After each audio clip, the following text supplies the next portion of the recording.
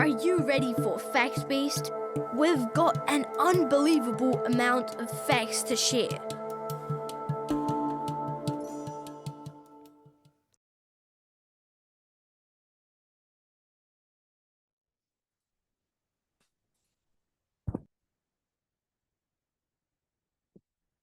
Tēnā koutou, tēnā koutou, tēnā koutou katoa. No Nepal, taku whenua tūpana, ko Matapushe taku moanga, ko Seti taku awa, ko Otipoti taku kāinga noho, ko Mankagil te moanga, ko Leith te awa, ko Aotearoa taku kāinga rua, no reira, tēnā koutou, tēnā koutou, tēnā koutou katoa. Hello everyone, welcome back to another exciting episode of FactBeast with Ajax. I'm your host, Ajax Manstola, and today we have a very special guest who is all about very important stuff, goes to Aquinas School and is the youngest MP for this year, and she's only a year 12, but she's very talented. Please welcome to the show, Tanvi Upreti. Hi everyone, I'm so excited to be here. Thank you so much for having me, Ajax. No worries, thank you so much. We're going to have a lovely chat today. But first, how's your day been going? Pretty good. I've gone to school today, done some internals for everyone watching that knows how that's like. And I've just gone home and I'm ready to be on this podcast. So that's pretty cool. So to start off, could you please tell the listeners about yourself? Okay, my name's Tanvi. I'm from the Bay of Plenty, which is a little bit further down from Auckland, if you guys know where that is. I go to Aquinas College. Like he said, I'm in year 12, so I'm doing level 2 right now. And I just did youth parliament, which is super duper exciting. I've always been interested in podcasts and also in politics ever since I was little. So this opportunity I'm very grateful for. Thank you for having me on here.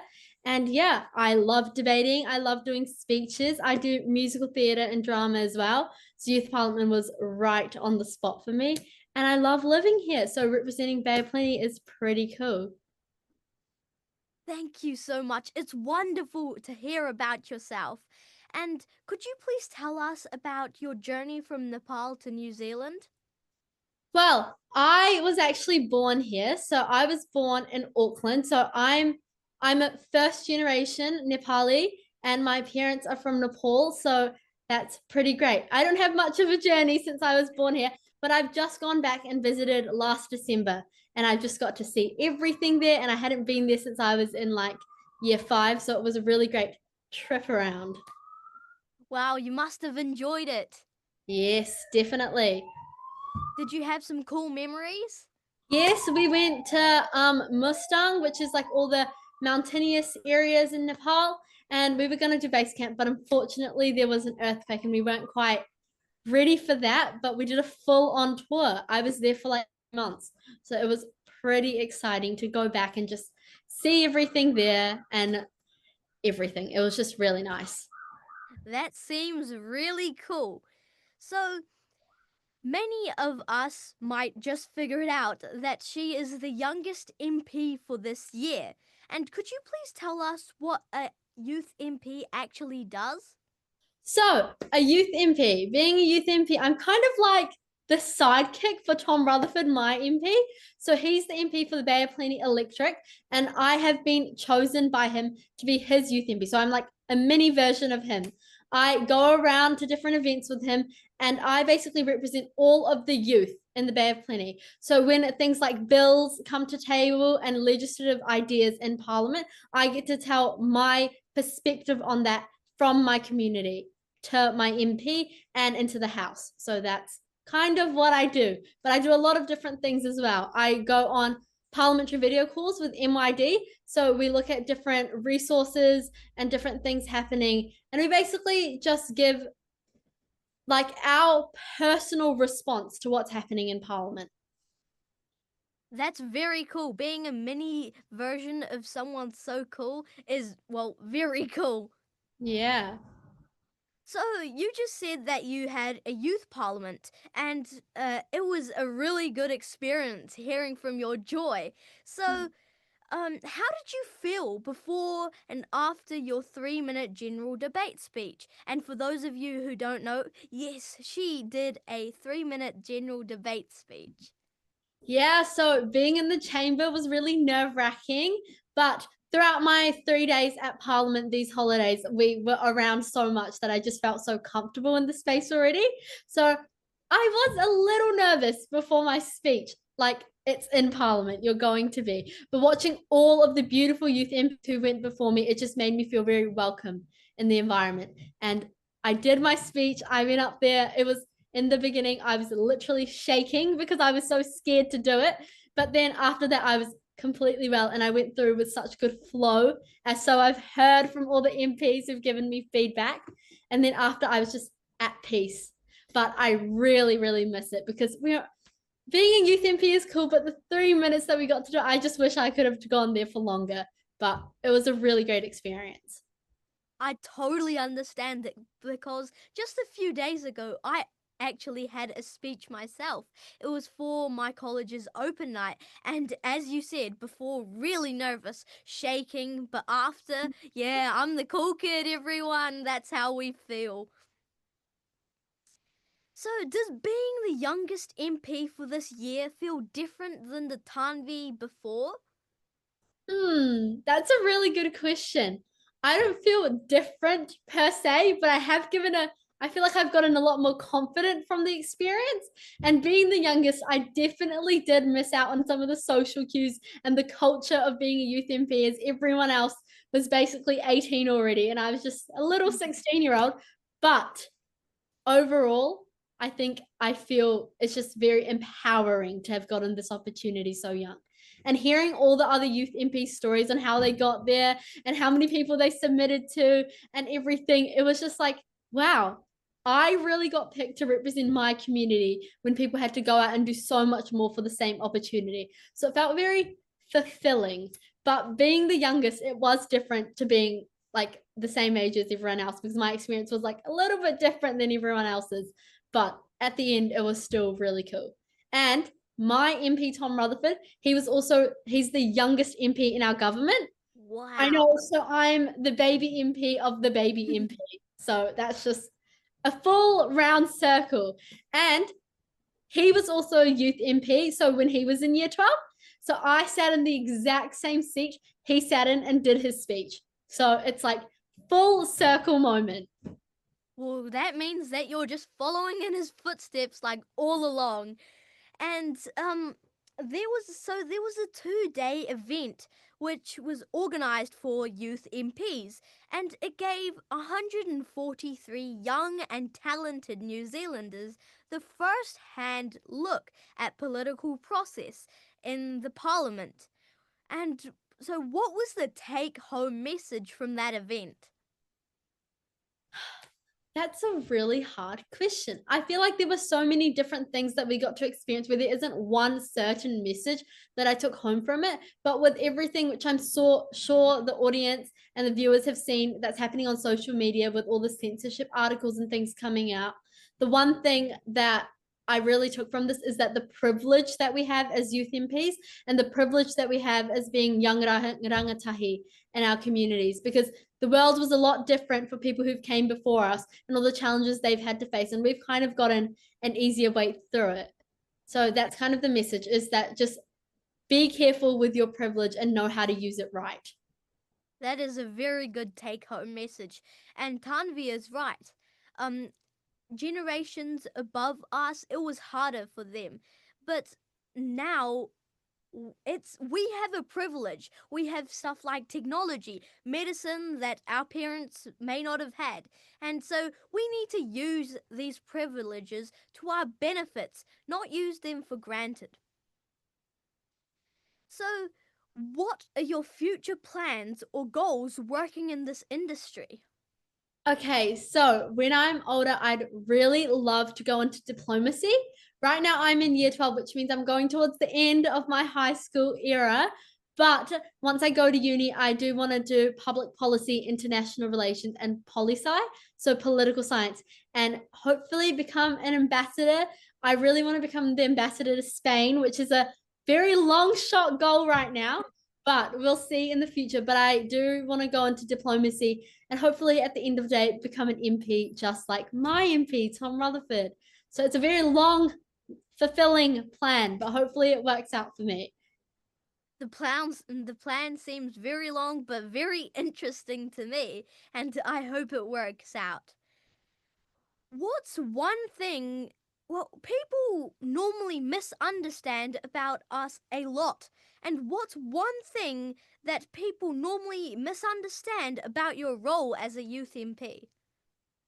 One thing people really do not understand when I let them know that I'm a youth MP is that, well, my MP and like others in youth parliament are representing the National Party and the Labour Party and Green Party and ACT, because each one of our MPs are involved in the party. There's no independent MPs anymore in parliament. So one thing people don't get are we are not representing that party. We're representing our region and our electorate. So I'm not here endorsing the National Party. I'm not here endorsing Labour or any party. I'm just here for the rangatahi in my community and to look out for them and to give our perspective as a whole on issues happening in government and issues in our electorate and to represent these to the people. I'm not here to endorse any party. I'm not here on behalf of any party, and nor do I share the same values as all the parties. Like I'm my own individual self and I have my own opinions on everything. So I'm not here pushing my views on anyone else or any other youth in our community. So I really hope no one thinks like that and no one gets the idea that that's what I'm trying to do. I'm really not. So I think that's something that's really under told and underrepresented about being a youth MP. Doing all this for your community sounds like a very cool deal to me. So, what skills or qualities do you think are very essential for someone trying to be like an MP like you? I really think one thing that you really need is good people skills. If you don't understand people in your community and you don't understand your friends and your family, it's really hard to get into any sort of leadership role, not just being a youth MP or just being an MP, just any sort of role like that in general, because it's like it's the people that you're here to look out for. If you can't get along with them and you can't have empathy and you can't understand their views and their perspectives on things, then it's really hard to be a good leader, because another thing that you need is good leadership skills. So things like public speaking and communication, like me and you talking right here, this is a skill that you really need. So I would say those two. I feel like there isn't one thing to being a good leader, because good leaders can come in all different forms and all different shapes. And it's just, there's so many factors that go into it. But the main thing is your people, because you can't be a leader if you're not listening to your people. Yup, that is very true. I reckon that not only do these public speaking skills apply only to being a great MP, but to also other things. Definitely, you also need to be a good person to be a good leader. So just having that charisma and having everything like that, it just all comes into it. There's not just one thing that you can stay on. So I reckon there's definitely a behind the scenes part of your job, but is there one that people might think that is pretty weird or unusual? Hmm. I don't know. I feel like there's not anything weird or unusual, but I feel like people really think me being a youth MP, I'm all full into the political world right now, which I am, but also I'm just a normal person as well. I'm just a teenager. I'm still going through the early stages of life. I feel like people think it's kind of weird that I still have like time for my friends and things like that. Like they will, people that I've known, people that I've talked to about certain issues within our community and our electric, they'll see me out with my friends on dinner on Saturday night and they're like, how does she still do that? But it's like we're all of youth MPs. We're still regular people. We still have regular lives. Nothing. We're not famous. It's nothing crazy like that. So it's just. I feel like sometimes people have a hard time thinking about that aspect of it, and they also think that, like I said before, not just that we're representing our party or that we have like totalitarian views into that. It's like no, we think about everyone. We're here for everyone. It's nothing weird about that. But yeah, so I guess that's it. I get it. If I was one of your friends, I'd be like, how are you still managing to do all of this? But that isn't a part of, well, all your 24/7 day. You can still have time with your family, friends, other hobbies that you may be interested in. And speaking of hobbies, what kind of hobbies do you have apart from leadership hobbies? Well, I play and I coach netball, so sport's a big part of my life. And right now, I'm coaching a year 8 team as a year 12. I've been coaching the same girls for 2 years. That's a big part of my life. I do trainings with them. I guess you could call it a little bit of a leadership type of thing, but I guess that's just what I go to as a person. I'm kind of just that type of person who like wants to be involved in everything. But I do that. I do musical theater and dance, which I love because I have a little bit of artsy side to myself. So that's really cool. I'm actually working on a play right now for our Bay of Plenty Performing Arts Night, which is pretty cool. We've just gone through the scripts and everything today. And yeah, I do stuff like that. I also love being involved in our community, which, yes, I know I just said I don't just like leadership roles, but I like to be involved in my community in different ways, especially in my school community. So I'm a part of the environmental bacillus group, which I know sounds a bit weird when I say it, but it is a pretty cool thing to be a part of at our school. So you have a very lot of messages, but if you had to share only one message to everyone listening right now, what would it be? Wherever you go and wherever you go, just be yourself. All the opportunities that you get in life, take them. And just while you take them, be yourself. Is there's nothing worse you can do than just pretending to be someone else because of something you've gotten. Just keep yourself low-headed and down to earth and just how you normally are. Don't try and be someone else. Just be yourself. That's I different. totally agree. That's a very good take home message or a message that everyone could listen to. And who's been the biggest influence in your career so far and why? In my career so far, definitely my parents. They've influenced the way I behave, the way I've gotten these opportunities and supporting me in the background. I know it's like, oh, teenagers don't like listening to their parents and things like that. But definitely my parents are my biggest support system. And it's just having that for yourself is just super important. And they've influenced me in a bunch of different ways, not just giving me life, but letting me get into these opportunities and not holding me back because they might be controversial or they might not be something they're interested in. But it's like letting your daughter do these things definitely has been the most influential thing. And for famous people, if that's the sort of question you were poking at, definitely Mariah Curie. So she's a scientist who created pasteurization, and she's a woman, and she's just insanely inspirational. And I think she's like just so cool. I totally get it. And before we have a pretty cool contest, quiz, whatever you call it, what advice would you give to people, young people, well, younger than you, people like me who want to start being a leader like you? Just get involved in everything you want to be involved in. Don't limit yourself back. Don't think, oh, but my friends are going to say this if I do this. Oh, no one else is doing it. Just put yourself out there and don't stop. Keep on going. Don't get burnt out. Don't go into a huddle. Just keep yourself motivated and keep on going. Yep, that is a very good one. And well, people might know a bit about you, but what's one thing you wish more people knew about you? Something I wish more people knew about me. Hmm. I'm a really good baker.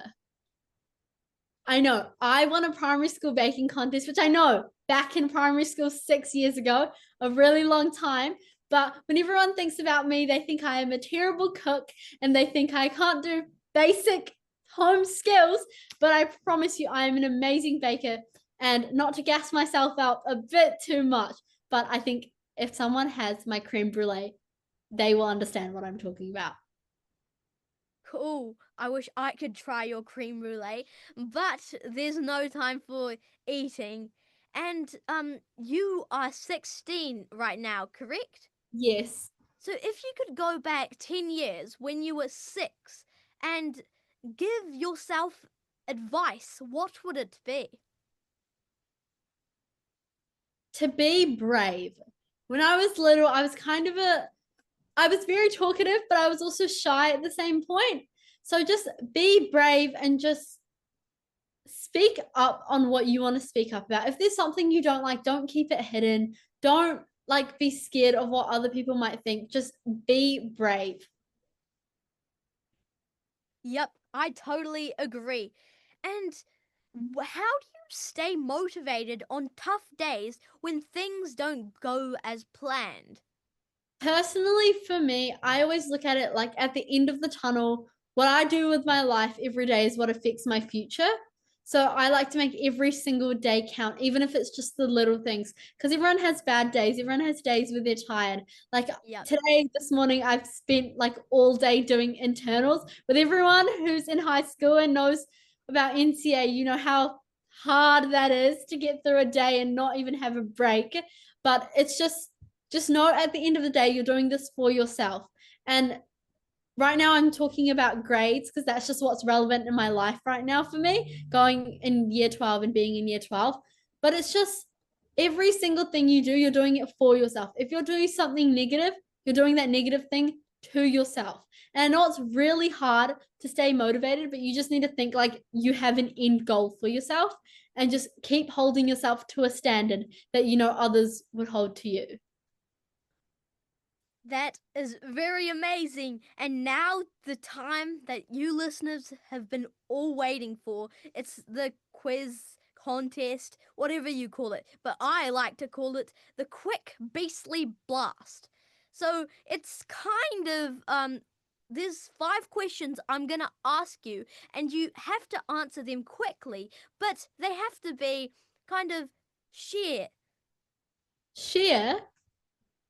They have to Okay. share about. Oh, yeah. Carry on. So the first question is, who is the Minister of Youth Affairs? Youth affairs. Is it James Meager still? Wow, that's correct. Okay. Second question, what's the funniest or most unexpected thing that has ever happened to you during a live speech or a time with a special person? Okay. I'm gonna give this quickly.